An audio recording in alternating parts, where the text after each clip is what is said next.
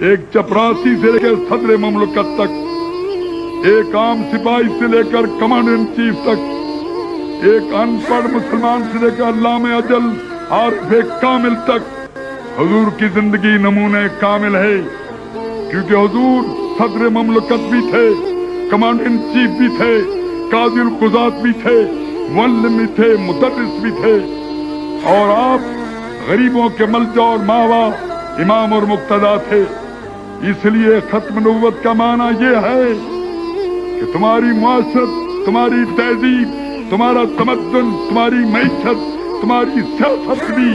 حضور کے نقش قدم پر ہوگی۔ یہ نہیں ہے کہ کوئی تو غلام بن جائے روس کا، کوئی غلام بن جائے امریکہ کا، کوئی پیروکار بن جائے فرنگ کا، چنی دورہ آسماں کم دیدہ باشد کہ جبریل امیرا دل خروشا، یہ خوش تیرے بنا کردند آجا پرستد مومنو کافر تراشد۔ مطلب یہ ہے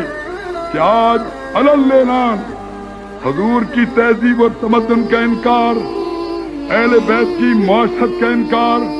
خاتون جنت کی تہذیب اور تمدن کا انکار، آپ کے اخبارات میں روزانہ بے پردہ اور بے حیا عورتوں کی تصاویر، یہ بھی ختم نبوت کا انکار ہے۔ کیا سمجھتے ہو اس کو؟ تمہاری معیشت، تمہاری سودی معیشت، تمہارا یہ سارا کاروبار، یہ استحصال، یہ جو یہاں پر سٹہ بازی ہے، یہ جو نفع خوری ہے، یہ سب چیزیں جس نے حضور صلی اللہ علیہ وسلم غصف علیہ سمنا یہ دھوکہ دیا ہم میں سے نہیں ہے۔ یہ سارا تمہارا جو چلن ہے، یہ تمہاری سیاست ہے، تمہارا سب کچھ ہے،